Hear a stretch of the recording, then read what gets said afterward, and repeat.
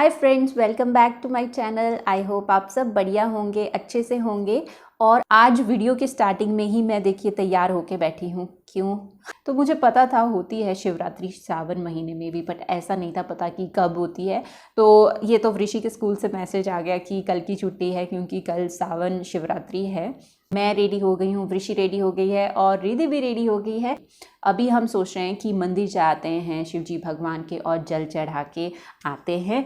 तो ऐसा विचार किया हुआ है आज, इसीलिए आज हम बिल्कुल रेडी हो गए हैं। बहुत ज़्यादा बातें कर ली है, अब चलिए चलते हैं। दीदी, आज रिधि ने फर्स्ट टाइम दीदी बोला।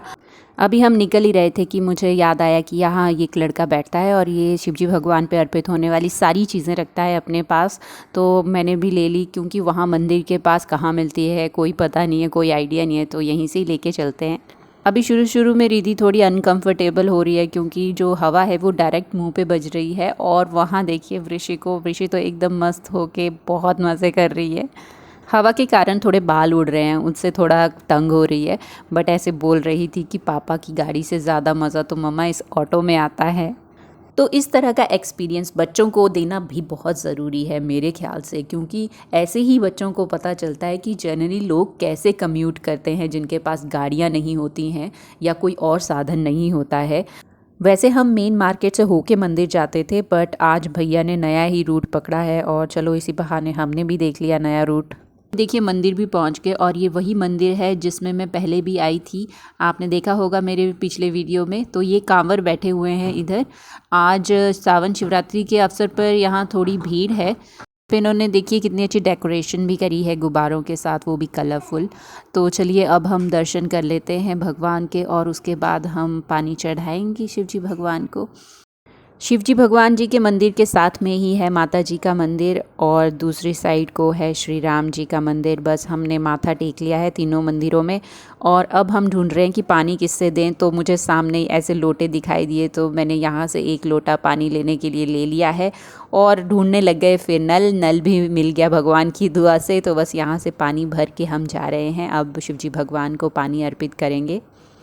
तो जैसे ही हम पानी भर के आए एकदम इतनी ज़्यादा भीड़ हो गई थी मंदिर में और बड़ी मुश्किल से पानी दिया मैंने सोचा कि चलो ऋषि भी पानी दे देगी, पर वहाँ जगह ही नहीं थी पैर रखने के लिए, इसलिए हमने वहीं अपनी बेलपत्र और फूल चढ़ा के हम बस निकल गए हैं। और ऑटो वाले भैया बोल रहे थे कि जल्दी आना वरना मैं एक्स्ट्रा रुपए लूँगा, तो हमने जल्दी के चक्कर में कर लिया। और वैसे भी वहाँ क्या जल्दी होनी थी, वहाँ इतनी ज़्यादा भीड़ थी। तो मैं अपनी बात आपको बताऊं, इतनी सारी भीड़ होती है जहां आपको लगता है कि मेरी बारी आनी है, कब आएगी। तो बस उसी चक्कर में वो अच्छे से पूजा नहीं हो पाती है। जो भगवान से स्पिरिचुअली कनेक्ट होते हैं ना, मैं तो नहीं हो पाती हूँ, आप शायद हो जाते होंगे। आज बड़ा मन था कि शिवजी भगवान पे जल अर्पित करना है और वो कर दिया है, बहुत अच्छा लग रहा है। जब से ऋषि इस ऑटो पे बैठी है ना, तब से कंटिन्यूअसली बोली जा रही है, मतलब कुछ ना कुछ बोली जा रही है। कभी बोलती है मम्मा मैं डांस करूं, मैं उड़ूं, और कभी बोलती है कि मम्मा कब आएंगे हम नेक्स्ट टाइम, कब फिर से आएंगे ऑटो में। और रिधि जो है वो दीदी को देख के मुस्कुरा रही है और ऑटो की राइड का भी मज़ा ले रही है।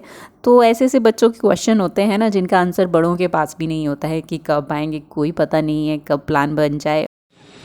तो अभी हम मंदिर जाके आ गए हैं, अब हम जा रहे हैं घर बहुत बुरी तरह से फैला है और हमें करनी है उसकी साफ सफाई, घर की। कभी धूप लग रही है, कभी छाया हो रही है, मौसम ऐसे ही हो रहा है, पर बारिश नहीं हो रही है।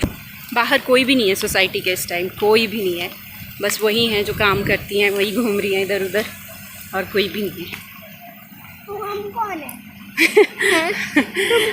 हमें छोड़ के कोई भी नहीं है। मतलब काले बादल आए हुए हैं पर बारिश नहीं हो रही है। अभी हम थोड़ी देर बाहर बैठ गए हैं और धूप लग गई है क्योंकि थक गए हैं, मेरे से नहीं उठाया जा रहा है रिधि को। अब तो ऋषि को अभी ग्राउंड पे एक पेपर पड़ा हुआ दिख गया है, बस उसको वो डस्टबिन में डालने जा रही है। तो हम बड़े कितना सोचते हैं और बच्चे बस कर देते हैं। अभी हम घर पहुंच गए हैं और देखिए मेरी बिंदी कहाँ पहुंच गई है, पता नहीं कब से पहुंची हुई है, बट यहाँ पे हूँ। तो अभी जैसे ही घर पहुंचे मैंने वैसे ही हैंड वॉश किया और अपनी थाली पकड़ ली है खाना खाने के लिए। और 11 बजे का टाइम हो गया है, अब बहुत ज़्यादा भूख लग गई है मुझे। तो टेंपल जाके बहुत अच्छा लगा, मन को बहुत ही शांति मिल गई कि जा आए। और जल्दी जल्दी में घर की हालत तो बहुत ज़्यादा ख़राब हो गई है, और जो दीदी हैं वो आने वाले हैं, इसलिए मेरे को जल्दी से खाना खाना पड़ेगा और सब समेटना पड़ेगा दीदी के आने से पहले। अंदर बैठ के ऐसा लगता है बाहर कितना अच्छा मौसम है, हवा चली है और वगैरह वगैरह। तैयार होके जैसे ही हम घर से बाहर निकलते हैं तो बहुत ज़्यादा गर्मी लगती है, बहुत ज़्यादा। अभी दीदी खाना ही नहीं दे रही है, खाने कभी इधर कभी उधर। तो अभी दोपहर का टाइम हो गया है और मैंने ये बेड बॉक्स खोल दिया है। इसमें मैंने ऋषि के सारे पुराने कपड़े रखे हुए हैं, 7 साल पुराने, क्योंकि अब वो रिधि के काम आ रहे हैं। और जब भी मैं इसको खोलती हूँ और ऋषि के पुराने कपड़े देखती हूँ, मुझे बहुत अच्छा लगता है। हर एक कपड़े के साथ एक याद जुड़ी है ऋषि के बचपन के टाइम की। फ़िलहाल अभी भी वो छोटी ही है, पर जैसे जैसे बच्चे बड़े होते जाते हैं उनकी दुनिया कुछ अलग होती जाती है। Anyways this T shirt was my favourite T shirt, और अब ये मैं रिधि को पहनाऊँगी तो वो जो मेमोरीज़ हैं उनको फिर से रिलीव करने का टाइम आ गया है रिधि के साथ अब। तो इस तरह कपड़े भी चेक हो जाते हैं और अच्छी सी फीलिंग भी आती है। अभी लंच हो गया है सभी का और बच्चे थोड़ी देर के लिए सो गए हैं और घर में एकदम शांति हो गई है। तो अभी ये टाइम होता है जब मैं ऐसे काम करती हूँ जो मैं अपने मन से करना चाहती हूँ, शांति में बिल्कुल। तो इसलिए मैं अभी राखियों का काम कर रही हूँ। अब मैं अभी सॉर्ट कर रही हूँ कि कौन सी राखी मैंने किसके लिए ली है, कौन से एनवेल्प में कौन सी राखी जाएगी। पहले मैं पता क्या करती थी कि राखियों को लेके सीधे एनवेल्प में डाल देती थी, एनवेल्प बंद कर देती थी, फिर मैं उसमें एड्रेस लिखती थी। तो कितना मुश्किल होता है सोचिए, अगर पेन ज़रा ज़ोर से दब जाए ना तो एनवेल्प भी फट जाता है। इसलिए याद रखना है कि पहले एड्रेस फिर राखियाँ। बस अभी शाम हो गई है, अभी देखिए धूप बिल्कुल घर के अंदर आती है स्ट्रेट, और बस अब खाना बनाना है, खाना है और सोना है। तो अभी मैं खाना बनाने जा ही रही थी, पर बाहर बहुत अच्छा मौसम हो गया था, ठंडी ठंडी हवा चली हुई थी। तो मैंने सोचा चलो बाहर बैठती हूँ थोड़ी देर के लिए, और रिधि को भूख भी लगी थी। तो जब तक उसकी भूख शांत नहीं होगी तब तक मैं खाना भी नहीं बना पाऊँगी, तो इसलिए मैंने सोचा चलो खाना ही खिला देते हैं पहले। और ऋषि भी साथ में स्नैक्स ले रही है। तो ऐसा होता है कि अब डिनर में अगर थोड़ा लेट भी हो जाएगा तो बच्चों का पेट भरा हुआ होता है, तो इतनी टेंशन नहीं होती है। खाना खा के रिधि अब अपनी एक्टिविटीज़ में लग गई है और मैं भी चलती हूँ अपने काम पे। और आपसे मैं मिलूंगी अपने अगले वीडियो में। तब तक के लिए आप अपना बहुत सारा ख्याल रखिए, खुश रहिए, हेल्दी रहिए। Thank you for all the love and support.